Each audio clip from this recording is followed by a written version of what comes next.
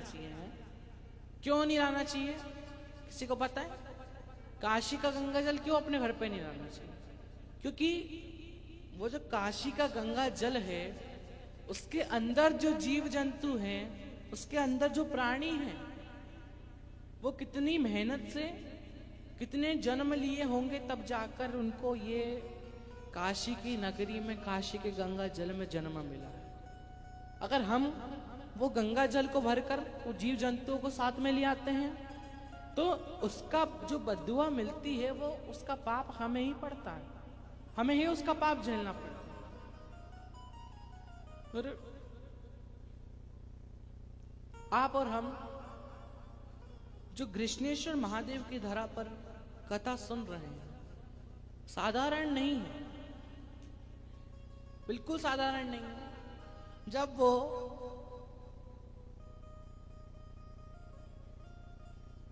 एक मरे हुए व्यक्ति को जिंदा कर सकता है, जल में से निकाल सकता है, तो वो क्या हमारा दुख नहीं मिटा सकता? क्या वो हमारे साथ नहीं आ सकता? और है ना कथा घुष्मा और सुदेहा की, सुधर्म नाम का ब्राह्मण की।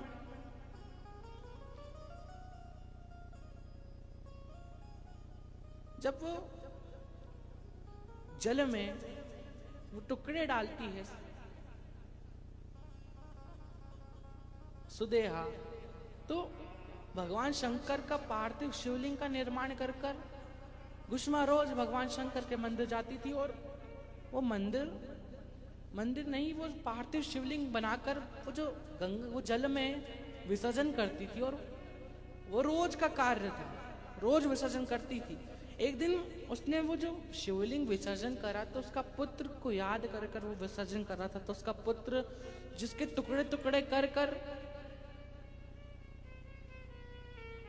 सुदेहा ने जल में डाल दिए थे, वो पुत्र तैरते तैरते बाहर आ गया। ऐसी कृपा है भोलेनाथ की।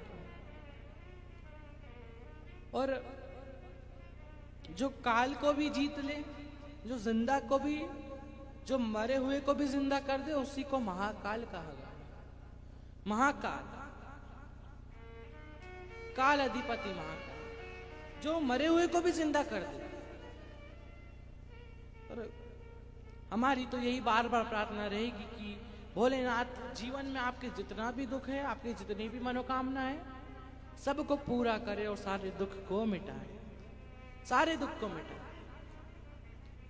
और मैं बार बार हमारे पूज्य संत गुरुदेव के चरणों में भी दंडवत प्रणाम करता हूँ, और बार बार उन्हें धन्यवाद कहता हूँ कि वो अपना कीमती समय निकाल कर यहाँ पर आए, कीमती समय उनका निकाल कर इस शिव महापुराण को ग्रहण श्रवण कर रहे हैं।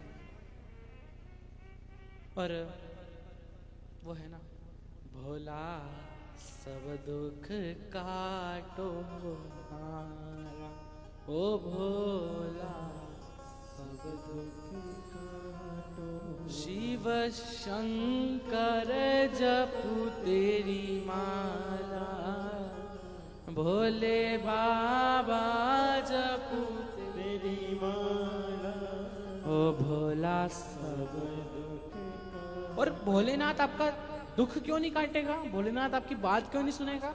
आप शहर से इतनी दूर भगवान कृष्णेश्वर महादेव के पावन प्रांगण्य में ये शिव महापुराण सुन रहे हो, इतनी दूर से चलकर आए हो, तो भोलेनाथ आपका दुख क्यों नहीं काटेगा? क्यों नहीं सुनेगा? जरूर सुनेगा।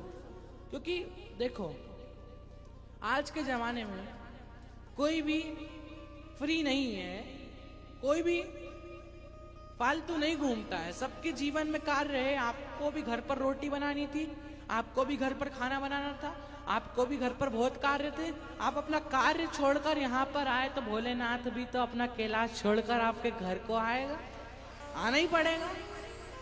जब आप अपना घर छोड़कर यहाँ पर आए, तो वो अपना घर छोड़कर आपके घर नहीं आ सकता, जरूर आएगा। बस थोड़ा सा भगवान में ध्यान, और जीवन आपका सफल है।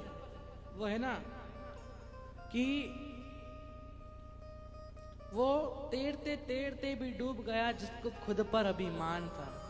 वो तैरते तैरते भी डूब गया जिसको खुद पर अभिमान था। वो डूबते डूबते भी तर गया जिस पर मेरा बाबा मेहरबान था। जिस पर मेरा बाबा मेहरबान है। अगर उनकी कृपा है तो आप